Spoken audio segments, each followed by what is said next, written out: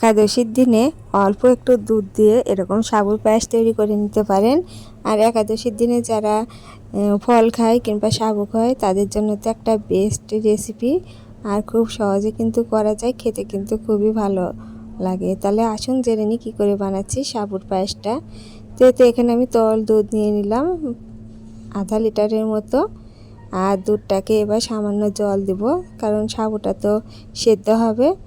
তো গ্যাসের চুলাটা ধরিয়ে দিয়ে আমি দুধটাকে ভালো করে ফুটিয়ে নেব। তো ফুটিয়ে নিয়ে আমি সাবুটা দিয়ে দেব। আমি সাবু কিন্তু অন্তত 1 ঘন্টা আগে ভিজিয়ে রেখেছিলাম। তো সাবুটা কিন্তু অন্তত 1 ঘন্টা কি আধা ঘন্টার আগে ভিজিয়ে রাখতে হবে। যতক্ষণ আগে ভেজানো হবে সাবুর পায়েস কিন্তু রান্না করা খুব তাড়াতাড়ি হবে। আর যদি খুব রান্না করার হয়তো 10-15 মিনিট আগে ভেজানো যায়, তাহলে কি হয়, রান্না করতে একটু সময়টা বেশি লাগে, কারণ সাবুটা তো গলতে হবে।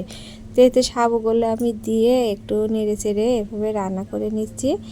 আর ফুটে যাওয়া পর্যন্ত এতে একটু অপেক্ষা করব। ভালো করে ফুটিয়ে আমি সাবুটাকে সেদ্ধ করে নেব। তো একাদশীর দিনে কিন্তু খুব সহজে এভাবে রান্না করে নিতে পারেন সাবুর পায়েস। আর ঝটপট কিন্তু হয়ে যায়, আর খেতে কিন্তু খুবই ভালো লাগে। আর যারা একাদশী করেন বা অন্য ব্রতের দিনও আপনারা এইভাবে সাবুর পায়েস রান্না করতে পারেন। আপনাদের বাড়ির সদস্য যদি বেশি থাকে তো সে পরিমাণে সাবু দুধ দিয়ে এইভাবে জাল করে নিতে পারেন বা সাবুর পায়েস রান্না করে নিতে পারেন। আর চিনিটা যদি বাদ দিতে চান তাহলে মিশ্রি দিয়েও করে নিতে পারেন। আবার অনেকে মধু দিয়েও করে। তো আপনাদের যখন যেটা থাকবে বা যেটা পছন্দ সেটা দিয়ে করে নিতে পারবেন। তো একটু জাল করে করে আমি এতে সাবুর পায়েসটা রান্না করে নিচ্ছি। আমার আজকের এই সাবুর পায়েসের রেসিপিটা কেমন লাগছে কমেন্টে জানাবেন। ইউটিউব চ্যানেলটিকে সাবস্ক্রাইব করে পাশের বেল বাটনটা অন করে দেবেন। যখনই কোনো নতুন ভিডিও ছাড়বো সবার আগে দেখতে পাবেন। আর ফেসবুক থেকে দেখলে লাইক এবং ফলো দিয়ে আমার পেজের পাশেই থাকবেন। তো আমি পরিমাণ মতো চিনি দিয়ে নিলাম। তো আমার সাবুর পায়েসটা হয়ে গেছে। এবারে আমি ফল দিয়ে সাজিয়ে নেব। তো আমার ঘরে যে ফলগুলো আছে সেগুলো আমি দিয়ে নিলাম। তো অনেকে কলাও দেয়, তো আমি একাদশীর দিনে কলাটা খাই না, সেজন্য আমি কলা দেব না। পেয়ারা আছে, তারপরে হচ্ছে মালটা আছে, এগুলো দেব না, টক।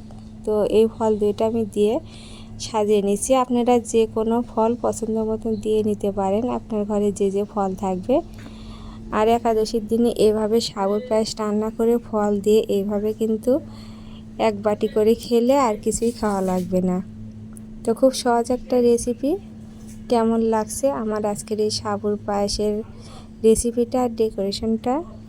তো ভালো লাগলে কমেন্টে জানাবেন। আর এই রকম নিত্য নতুন আরও অনেক রেসিপি পেতে অবশ্যই আমার চ্যানেলের সাথেই থাকবেন, পেজের সাথে থাকবেন।